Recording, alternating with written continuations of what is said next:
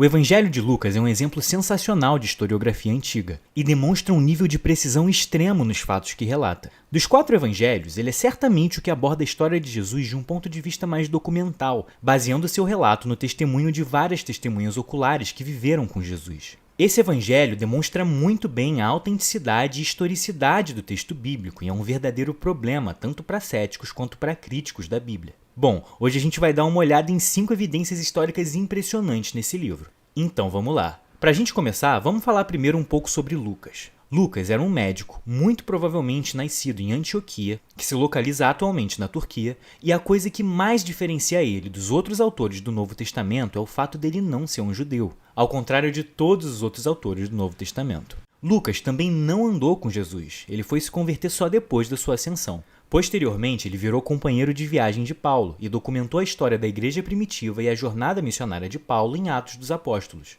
Lucas, possivelmente por ser médico, é muito preciso e atencioso na sua narrativa, fazendo questão de registrar às vezes os mínimos detalhes que só uma testemunha ocular saberia. Lucas direciona o seu evangelho a um homem chamado Teófilo, e já nos primeiros versículos a gente vê o estilo e abordagem historiográfica que Lucas vai usar.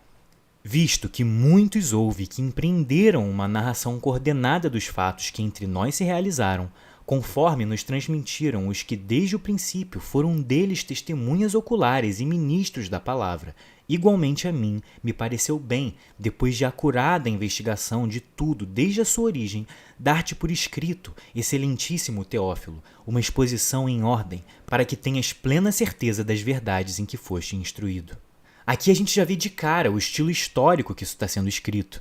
Esse evangelho vem de uma precisa investigação feita por Lucas, que entrevistou pessoas que conviveram com Jesus e testemunharam sua vida, morte e ressurreição. O objetivo primário aqui é construir uma narrativa mais ordenada do que aconteceu. Lucas parece já ter conhecimento e muito provavelmente até acesso aos evangelhos de Mateus e Marcos, porém acha necessário expor os fatos de uma maneira organizada, começando a história logo antes da concepção de João Batista. Uma vez que a gente já estabeleceu quem é Lucas, assim como o contexto histórico e textual do seu evangelho, vamos para a primeira evidência: figuras políticas e seus cargos. Logo no começo de Lucas capítulo 3, a gente vê Lucas nos dizendo especificamente quando começou o ministério de João Batista. No 15º ano do reinado de Tibério César, sendo Pôncio Pilatos governador da Judéia, Herodes, tetrarca da Galiléia, seu irmão Filipe, tetrarca da região da Itureia e Traconites, e Lisânias, tetrarca de Abilene, sendo sumos sacerdotes Anás e Caifás, veio a palavra de Deus a João, filho de Zacarias, no deserto. Só nesses 2 versículos, Lucas já cita 7 autoridades conhecidas e seus títulos e cargos específicos. Isso estabelece e confirma ainda mais que ele está escrevendo um relato histórico e também mostra o quanto ele se importa com a precisão do que ele está relatando. Eu vou te mostrar uma coisa impressionante para que você comece a entender o nível de precisão histórica do Evangelho de Lucas.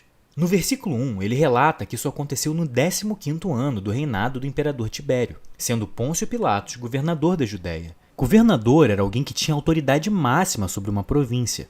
Isso é muito interessante, uma vez que outro historiador romano muito importante da época, chamado Tácito, que escreveu boa parte da história de Roma, se refere a Pilatos erroneamente, não como governador da Judéia, mas como procurador. Tácito comete um erro no título de Pilatos, uma vez que Pilatos era governador, ou prefeito, que tinha autoridade máxima na província, e não procurador. Ambos são cargos bem diferentes. O cargo de governador era muito maior em poder e hierarquia.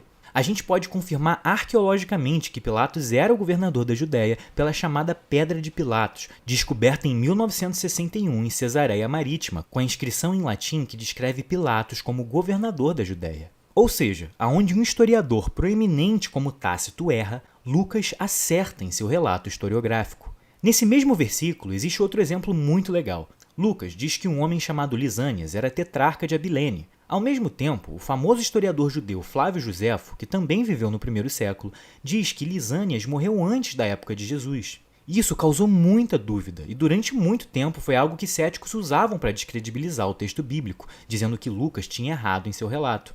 Bom, há mais ou menos 20 anos atrás foi descoberta uma pedra da época de Jesus, com uma inscrição que dizia: Lisânias, o tetrarca, estabeleceu essa rua, dentre outras coisas. Ou seja, descobriram que havia outro tetrarca em Abilene que também se chamava Lisânias, que governou na época de Jesus e João Batista, confirmando mais uma vez o relato de Lucas. Lucas também cita Anás e seu genro, Caifás, duas figuras históricas conhecidas e poderosas em Jerusalém. É muito interessante que ele diz que ambos eram sumos sacerdotes. A história nos mostra que Anás tinha sido deposto do cargo e Caifás tinha assumido. Porém, Anás continuava liderando por trás dos panos, o que leva Lucas a citar ambos como sumos sacerdotes. Inclusive, recentemente encontraram um ossuário de Caifás. Eu vou deixar a foto aqui para vocês darem uma olhada. Para terminar, além de citar todas essas figuras históricas, Lucas também descreve o nome específico do cargo que elas ocupam, como, por exemplo, o termo governador e tetrarca, que era específico de certas regiões particulares. A gente vê o mesmo acontecer no livro de Atos dos Apóstolos, quando Lucas precisamente se refere ao líder de Tessalônica como Politarca, título que era bem específico daquela região. É importante lembrar aqui que naquela época não existiam enciclopédias para que você procurasse exatamente um título específico de um governante de uma determinada área. A única maneira de saber é indo para lá pessoalmente, conhecendo o cenário cultural, ou ter alguém, uma testemunha que já foi para lá e te informou. Isso é algo que você simplesmente não poderia forjar. A questão é, a gente vê aqui que Lucas é preocupado em dar informações corretas e precisas sobre os fatos. E mais, fatos esses que só uma testemunha presencial poderia saber. Lucas não precisava dar todos esses detalhes, mas mesmo assim ele dá. Ele quer que quem estiver lendo isso saiba que o que está sendo relatado é verdadeiro e histórico. Agora vamos para a nossa segunda evidência, o censo de Lucas. Em Lucas capítulo 2, a gente vê Lucas começar seu relato histórico descrevendo um censo decretado pelo imperador. Vamos ler. Naqueles dias foi publicado um decreto de César Augusto, convocando toda a população do império para recensear-se. Este, o primeiro recenseamento, foi feito quando Quirino era governador da Síria. Todos iam alistar-se, cada um à sua própria cidade. Isso é algo que é também alvo de crítica da parte de alguns céticos, que afirmam que os imperadores romanos nunca tinham convocado censos. Bom, mais uma vez os céticos estão errados, uma vez que no final do século XIX, o arqueólogo William Ramsay descobriu documentos administrativos de Roma que demonstravam que os recenseamentos eram uma prática comum dos imperadores romanos. Outra crítica dos céticos era a passagem de que as pessoas deveriam voltar para suas cidades natais para se registrarem. Segundo eles, isso seria simplesmente um tumulto, descredibilizando esse fato completamente. Curiosamente, foi descoberto também um documento do ano 104 que anuncia um decreto do governador romano Gaius Maximus convocando todos a voltarem às suas casas para o censo. Agora vamos passar para a terceira evidência, que é um detalhe mais sutil, mas ainda assim muito interessante. Em Lucas capítulo 19, a gente lê sobre a história de Zaqueu, um cobrador de impostos que estava em Jericó quando Jesus passou por lá. Vamos dar uma lida. E, tendo Jesus entrado em Jericó, ia passando. E eis que havia ali um homem chamado Zaqueu, e era este um chefe dos publicanos, e era rico, e procurava ver quem era Jesus, e não podia, por causa da multidão, pois era de pequena estatura. E, correndo adiante, subiu a uma figueira brava para o ver, porque havia de passar por ali.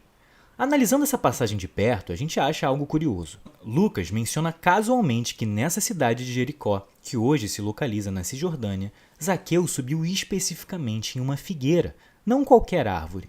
Peter J. Williams, um estudioso do Novo Testamento, nota que não haviam figueiras em países como Grécia, Itália ou Turquia, no caso, países dos quais Lucas poderia ter nascido. Também não existiam quaisquer polinizadores naturais nesses países. Agora, se você puxar o Pessahim 57a no Talmud judaico, a gente vê um ensinamento do rabino Abba Shaul, que viveu no segundo século, afirmando que existiam mesmo figueiras em Jericó e que pessoas poderosas chegavam a arrancar elas dos seus donos. Agora, como que Lucas sabia da existência de figueiras em Jericó? Isso é algo simplesmente impossível de um potencial forjador inventar. A única explicação é que Lucas foi para Jericó e atestou esse fato conversando com os locais sobre o ocorrido. Ou até mesmo entrevistou o próprio Zaqueu, que testemunhou isso. Os relatos de Lucas, tanto no seu Evangelho quanto em Atos dos Apóstolos, são lotados de coisas assim. Saber fatos que alguém no primeiro século simplesmente não poderia apenas saber com precisão caso não tivesse conhecido o lugar em primeira mão ou ouvido de alguma testemunha que tivesse.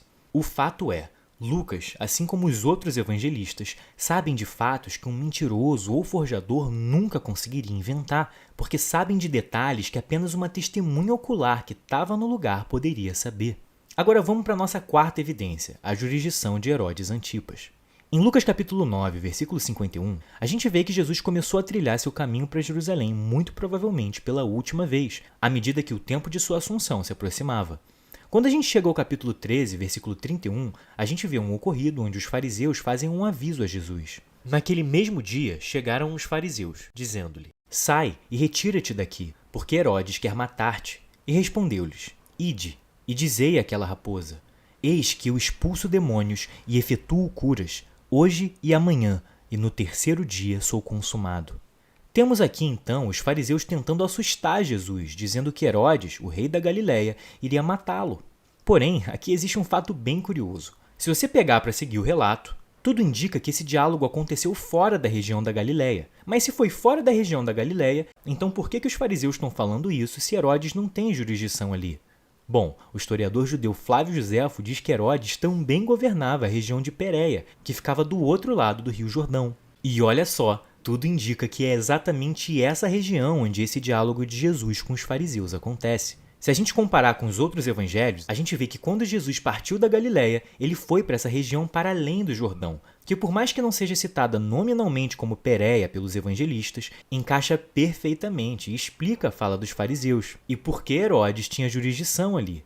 Pelo fato deles estarem em Pérea para além do Jordão, e Herodes ser o governante naquela região também.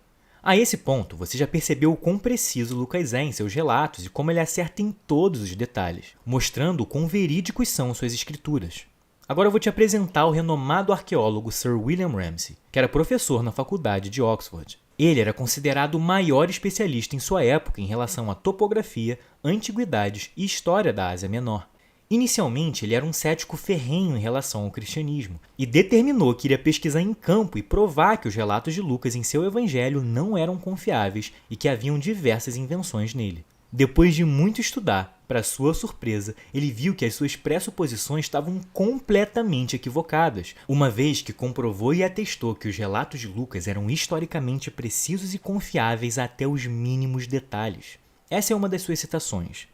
Você pode pressionar as palavras de Lucas em um grau além de qualquer outro historiador e elas resistem o escrutínio mais aguçado e o tratamento mais duro, contanto que o crítico conheça o assunto e não vá além dos limites da ciência e da justiça. Ramsay diz aqui que os relatos de Lucas podem ser checados em um nível mais extremo que as palavras de qualquer outro historiador, e elas se provam históricas e precisas. Ramsay mais tarde se converteu ao cristianismo. Outro teólogo, Frederick F. Bruce, observa: se a confiabilidade de Lucas é comprovada em questões onde pode ser testada, é razoável considerá-lo um guia confiável em questões onde a verificação não é possível. Isso é sensacional e uma observação super interessante. Se Lucas acerta todos os detalhes que podemos hoje em dia verificar, como lugares, governantes e seus títulos, vegetação, política e cultura local, é totalmente razoável confiar da mesma forma nele em coisas que não podemos verificar diretamente, como, por exemplo, seu relato da ressurreição de Jesus, uma vez que Lucas nunca erra em seu relato. Nós cristãos sabemos de qualquer forma disso, pois acreditamos na inspiração das Escrituras Sagradas. Mas para céticos que não creem nisso, é importante frisar pontos assim. Lucas faz dezenas, se não centenas de observações que podem ser checadas e verificadas historicamente, e todas as provas que podem ser verificadas se mostraram verdadeiras. O relato de Lucas nunca foi provado errado, ele acerta todas as vezes em seus detalhes. Guarda essa informação. Tudo isso nos leva agora à nossa quinta evidência, o governador da Síria durante o nascimento de Jesus Cristo. Antes de eu começar a falar sobre essa evidência, eu quero abrir um rápido parênteses. Nesse ponto em específico, eu vou estar falando de datação. E como eu vou estar citando o nascimento de Jesus, eu não vou estar falando antes de Cristo e depois de Cristo, e sim antes da Era Comum e depois da Era Comum, que é uma outra nomenclatura que também usa como marco uma data aproximada do nascimento de Jesus. Eu vou estar usando essa nomenclatura especificamente nessa ocasião para que eu não fale que Jesus Cristo nasceu em 2 a.C., evitando qualquer confusão. Que fique claro, eu sou a favor que usemos antes de Cristo e depois de Cristo, e vou continuar usando isso. Eu vou estar usando essa forma alternativa agora só para evitar confusões. Continuando, eu estava falando sobre o governador da Síria durante o nascimento de Jesus. Lembra que no começo do vídeo eu estava falando sobre como Lucas lista precisamente os governantes de cada região? Ele menciona o recenseamento decretado por César Augusto e diz que esse primeiro recenseamento foi feito quando um homem chamado Quirino governava a Síria. É importante prestar atenção aqui que ele faz questão de dizer que esse foi o primeiro recenseamento, porque ele sabe que houve mais um. Eu vou chegar lá já já. Agora, você pode se perguntar, por que exatamente eu estou falando desse governador da Síria? Bom, eu estou falando desse cara porque se não fosse pelo Evangelho de Lucas, a gente não teria ideia de quem governou a Síria do ano 4 antes da Era Comum até o ano 1 antes da Era Comum. Eu estou falando sério.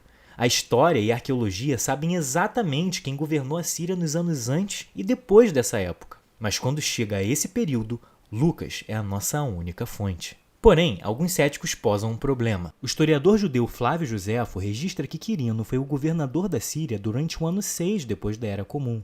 Segundo Josefo, quando houve esse recenseamento, um homem chamado Judas, que era conhecido como Gaulionita ou Galileu, liderou uma revolta contra o censo e os impostos, alegando que isso seria a mesma coisa que escravidão. Então a pergunta é, quando que Quirino governou a Síria? Do período de 4 a 1 antes da Era Comum ou do período de 6 a 12 depois da Era Comum?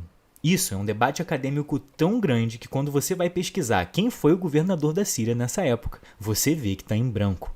Bom, por mais que os céticos tentem fazer isso parecer um grande problema, como se Lucas tivesse errado na sua cronologia, isso não é nem de longe um problema. E agora eu vou te mostrar por quê. A resposta é simples. Lucas sabe que houve um outro censo, no qual houve a revolta de Judas o Galileu. Vamos abrir em Atos capítulo 5, versículo 37, quando Lucas relata as palavras de Gamaliel, que diz: Depois deste, levantou-se Judas o Galileu nos dias do alistamento e levou muito povo após si. Mas também este pereceu, e todos os que lhe deram ouvidos foram dispersos. Isso é sensacional! Primeiramente, a gente tem aqui uma fonte mais antiga e muito mais próxima dos fatos que Josefo, Lucas, atestando o fato histórico da revolta de Judas o Galileu, mostrando mais uma vez a veracidade do relato de Lucas e consolidando ainda mais seus relatos como de testemunhas presentes nos fatos. Em segundo lugar, agora a gente entende por que Lucas faz questão de dizer em seu evangelho que o primeiro alistamento, ou recenseamento, foi feito no governo de Quirino, pois ele sabe que houve um segundo recenseamento. Para simplificar, Flávio Josefo diz que Quirino governou a Síria no ano 6 depois da Era Comum. Nessa época, houve um alistamento que causou a revolta de Judas, conhecido como o Galileu. Lucas também relata esse alistamento em Atos, mas em seu evangelho anteriormente sinaliza que houve um primeiro alistamento feito no governo de Quirino, que seria datado para aproximadamente de 4 a 1 antes da Era Comum. Josefo, ou qualquer outro historiador, não diz nada sobre essa época de 4 a 1 antes da Era Comum, apenas Lucas. Agora dá uma olhada na sequência de governantes da Síria na época. Primeiro a gente tem Gaio Saturninus, que governou de 9 antes da Era Comum até 6 antes da Era Comum. Depois a gente tem Públio Varus, que governou de 6 antes da Era Comum até 4 antes da Era Comum. Aí a gente tem esse espaço entre 4 antes da Era Comum e 1 antes da Era Comum, onde os estudiosos debatem sobre quem foi o governador da Síria, apesar que a gente já sabe. Depois a gente tem Gaius Júlio César, que governou de 1 depois da Era Comum até 4 depois da Era Comum. Depois a gente tem Lúcio Saturninus, de 5 a 6 depois da Era Comum. E para terminar, a gente tem Quirino, que governou também no período de 6 a 12 depois da Era Comum na Síria. Para resumir isso tudo, a gente sabe por outras fontes históricas que Quirino era o governador da Síria no período entre 6 a 12 depois da Era Comum. Porém, nenhuma outra fonte histórica que a gente tem comenta conclusivamente sobre quem foi o governador no período entre 4 a 1 antes da Era Comum. Nenhuma fonte histórica, a não ser Lucas, o historiador que nunca errou ou cometeu imprecisões em nenhuma de suas observações nas escrituras. Aquele que a arqueologia e os estudiosos tiveram que admitir que estava correto inúmeras vezes. A resposta aqui é bem simples. Quirino governou 2 vezes na Síria. A primeira, de aproximadamente 4 até 1 antes da Era Comum, quando foi ordenado um alistamento universal pelo imperador romano Augusto César. Nesse período, houve o nascimento de Jesus Cristo. A segunda vez que ele governou foi de 6 a 12 depois da Era Comum, dessa vez ficando por mais tempo, quando foi ordenado um outro alistamento, esse que acabou culminando na revolta de Judas o Galileu, citado tanto por Lucas em Atos dos Apóstolos como por Josefo em Antiguidades Judaicas. Inclusive, é bem compreensível que Quirino tenha governado 2 vezes. A gente sabe, historicamente, que esse cara era considerado um herói de guerra no Império. Ele serviu em posições administrativas de autoridade e, pelo que parece, era o cara que Augusto César chamava para tomar conta de tarefas difíceis. Ele era certamente uma figura militar muito respeitada pelo imperador. Agora eu vou te mostrar uma coisa muito interessante. Em 1764, uma pedra com inscrições foi achada em Tivoli, na Itália, e os estudiosos concluíram que era parte de uma sepultura de um certo alguém que foi governador da Síria 2 vezes durante o reinado de César Augusto. E tudo indica que essa pedra era parte da sepultura de Quirino. Infelizmente, essa pedra está incompleta e o fragmento que a gente tem não contém um nome. Mas, na minha opinião, fica mais do que óbvio que isso pertencia à lápide de Quirino, uma vez que tudo se encaixa perfeitamente. Eu espero que você tenha gostado e entendido o quão preciso e confiável é o relato de Lucas num ponto de vista histórico e arqueológico, demonstrando para nós cristãos como as escrituras sagradas são perfeitas e inerrantes, porque são inspiradas e conduzidas por Deus. Da mesma forma, impressionando pela precisão até mesmo céticos e especialistas que investigam a Bíblia historicamente. Se você gosta de vídeos assim, explicativos sobre a Bíblia, já se inscreve no meu canal que eu ainda tenho muita coisa legal para te mostrar. Eu também te deixo um convite para você assistir os meus outros vídeos. Se você curtiu esse, eu tenho certeza que você vai curtir os outros também. Se você quiser ajudar e abençoar financeiramente esse canal, até para que eu possa fazer vídeos com mais frequência, ter mais estrutura e produção, e quem sabe até um dia poder fazer isso em tempo integral, se Deus quiser, você pode fazer uma doação de qualquer valor para essa chave Pix que está aqui na tela. Dito isso, eu espero que você tenha gostado do vídeo, fica com Deus e até a próxima!